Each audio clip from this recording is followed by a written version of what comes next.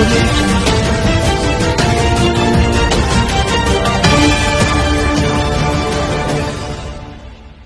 हिंद। आज है 16 फरवरी। देखते हैं आज का करंट अफेयर्स।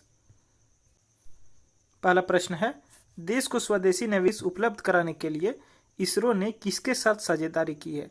तो देश को स्वदेशी नेविगेशन सर्विस उपलब्ध कराने के लिए इंडियन स्पेस रिसर्च ऑर्गेनाइजेशन ने मैप माई इंडिया से साझेदारी की है। तो इसका आंसर है option number B. Google map के जगह इसे लाया गया है ताकि हम नेविगेशन सर्विस के लिए विदेशी कंपनी पर निर्भर ना रहे। यह योजना आत्मनिर्भर भारत को मजबूती देगा। अगला प्रश्न है, किस भारतीय लघु फिल्म को 13वां ऑस्कर के लिए चुना गया है? तो इसका सही आंसर है option number C, Bittu. Bittu short film है, इसको 13वां ऑस्कर अवार्ड के लिए चुना गया है। यह है बिट्टू का पोस्टर। ऑस्कर अवार्ड को एकेडमी अवार्ड के नाम से भी जाना जाता है। ये पुरस्कार academy of motion picture arts and science के द्वारा दिया जाता है। ये लॉस एंजलिस कैलिफोर्निया में आयोजित किया जाता है। ऑस्कर अवार्ड सर्वप्रथम 1929 में दिया गया था। कुछ भारतीय हैं जिन्हें ऑस्कर अवार्ड दिया गया है। सर्वप्रथम भानु अथैया को 1983 में दिया गया था। फिर सत्यजीत रे 1992 में दिया गया। फिर रेसुल पुकुट्टी 2009 में दिया गया। फिर AR रहमान को भी 2009 में दिया गया और गुलजार को भी 2009 में ही दिया गया।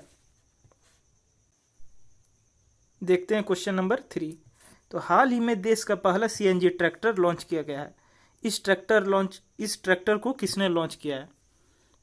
तो इस ट्रैक्टर को लॉन्च किया है option number C, Nitin Gadkari ji ने। इस ट्रैक्टर में डीजल के मुकाबले 55% कम खर्च होगा। सरकार का लक्ष्य यह है कि ज़्यादा से ज़्यादा किसान डीजल ट्रैक्टर को CNG में कन्वर्ट करा ले। इसके लिए पूरे देश में ट्रैक्टर कन्वर्जन सेंटर भी खोले जाएंगे। फिलहाल 15 साल बाद किसानों को अपना डीजल ट्रैक्टर बदलना पड़ता है, लेकिन अब 15 साल पुराने डीजल ट्रैक्टर में CNG किट फिट कर इसे चलाया जा सकता है। देखते हैं अगला प्रश्न। हाल ही में इटली के नए प्रधानमंत्री के रूप में किसे नियुक्त किया गया? तो हाल ही में इटली के प्रधानमंत्री के रूप में ऑप्शन नंबर ए, मारिया द्रागी को नियुक्त किया गया है। मारिया द्रागी पूर्व यूरोपीय सेंट्रल बैंक के प्रमुख थे। इन्होंने 13 फरवरी 2021 को इटली के प्रधानमंत्री के रूप में शपथ ली है। 73 वर्षीय मारिया द्रागी सुपर मारियो रूप में भी जाने जाते हैं। इटली के पिछले PM गुइसेप्पे कोंटे ने अभी जनवरी में ही इस्तीफा दे दिया था, क्योंकि उनकी पार्टी ने यूरोपीय संघ रिकवरी निधि की खर्च के लिए योजनाओं पर गठबंधन सरकार के लिए अपना समर्थन खो दिया था। अगला प्रश्न है, हाल ही में केंद्र सरकार ने फैमिली पेंशन में लॉन्ग टर्म इम्प्रूवमेंट के तहत ऊपरी सीमा को 45,000 से बढ़ाकर कितनी कर दी है? तो इसका सही आंसर है ऑप्शन नंबर बी, 1.25 लाख प्रति माह। देखते हैं पारिवारिक पेंशन क्या होता है। जब सेवा में रहते हुए या सेवा निर्मित के बाद किसी सरकारी कर्मचारी की मृत्यु हो जाती है तो उसके परिवार को पारिवारिक पेंशन दिया जाता है। केंद्रीय राज्य मंत्री जितेंद्र सिंह ने 12 फरवरी को कहा है कि एक अहम सुधार के तहत पारिवारिक पेंशन भुगतान की सीमा 45,000 से बढ़ाकर 1.25 लाख प्रति माह कर दी गई है। देखते हैं क्वेश्चन नंबर 6। हाल ही में मणिपुर उच्च न्यायालय के मुख्य न्यायाधीश के रूप में किसे नियुक्त किया गया? तो इसका सही आंसर है option number C, PV Sanjay Kumar.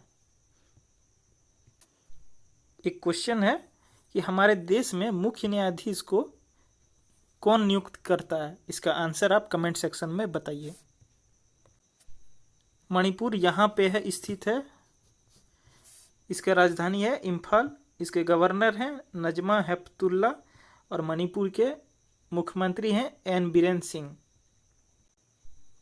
Question number 7 है, हाल ही में सड़क परिवहन और राजमार्ग मंत्रालय ने फास्टैग अनिवार्य कर दिया है और ऐलान किया है कि टोल नगद नहीं लिया जाएगा।